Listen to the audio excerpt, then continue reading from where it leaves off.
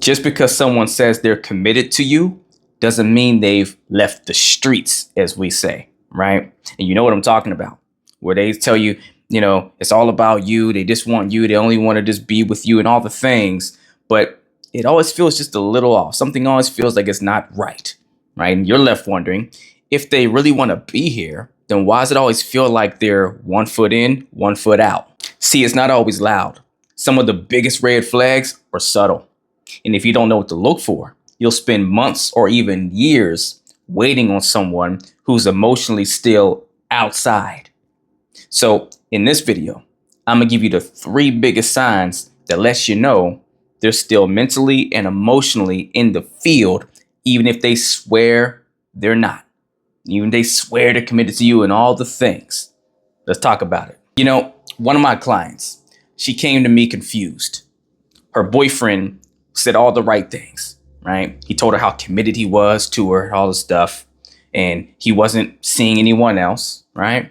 But every time she would bring up deepening the relationship in some way, vacations, moving in together, long-term goals, or what have you, then all of a sudden he got distant. He always had an excuse. Let's not rush things. I just want to enjoy what we have. You're being too extra. You're doing too much. Just chill. And she wasn't asking for a ring or anything. She just wanted a real partnership, something that was growing, something to build, right? So I told her straight up, you're not crazy. You're just trying to build with someone who's still acting like the field is calling his name, like he has to get back in the game. He wasn't ready to build because he hadn't fully left the playground yet. So we got to work. I coached her to stop responding to his words and start paying attention to his actions. And from that, she learned to stop shrinking her needs, right? She stopped doubting her intuition, and she stopped mistaking access for intimacy. Within 6 weeks, she walked away with her clarity and her peace. That's what it takes.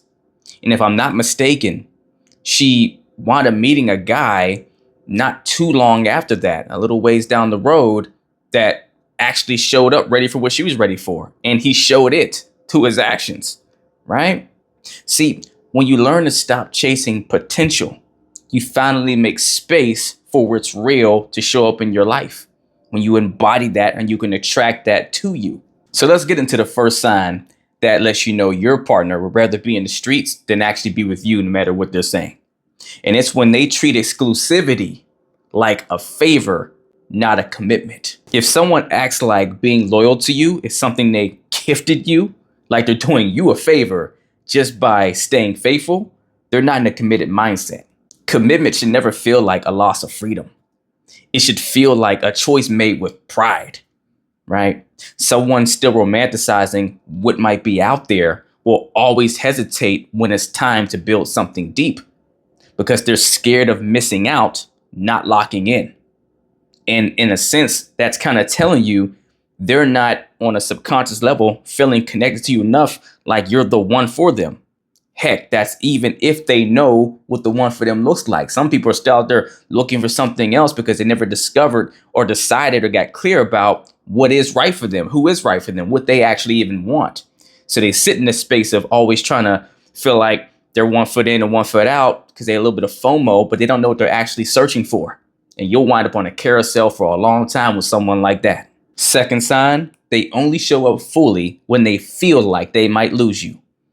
If their effort spikes when you pull back, but then it fades the moment you ease up or let your guard down, that's not love, that's possession.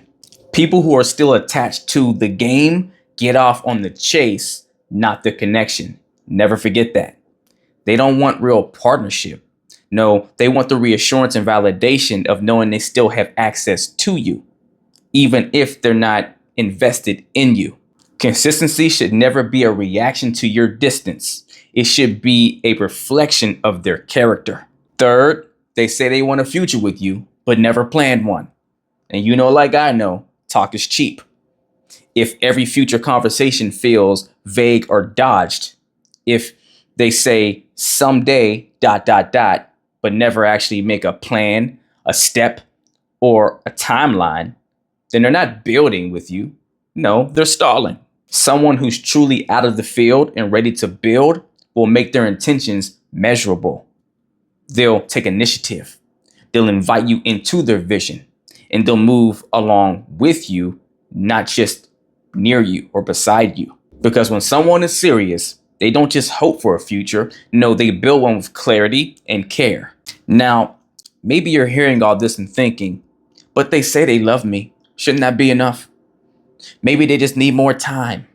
Or this, if I start calling this out, I might lose them completely. Uh-oh.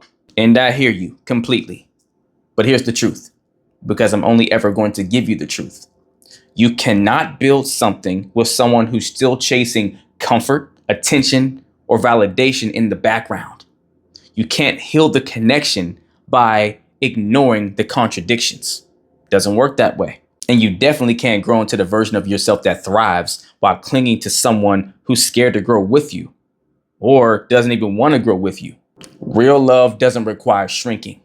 So if the only way to stay with them is by being quiet about your needs, you're not being chosen at all then. You're just being tolerated. Don't confuse access with effort. Just because they're in proximity doesn't mean they're in harmony with you. They're not locked in with you.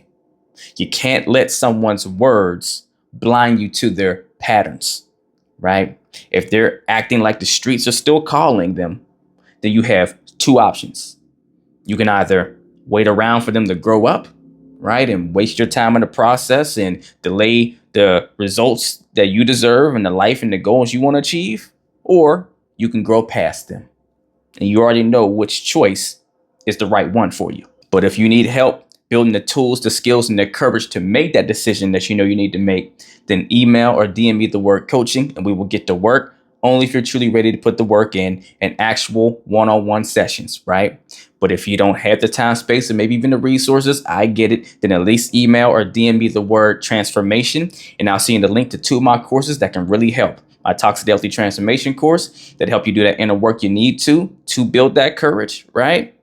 And my Relationship Rulebook Challenge, to where you'll learn how to build your framework to navigate relationships and even dating if need be, right? From your values, your standards, your boundaries, your deal breakers, and how to navigate different stages of the relationships you'll be in from the dating stage on, right? All at your own pace, on your own time, at a resource level you can afford.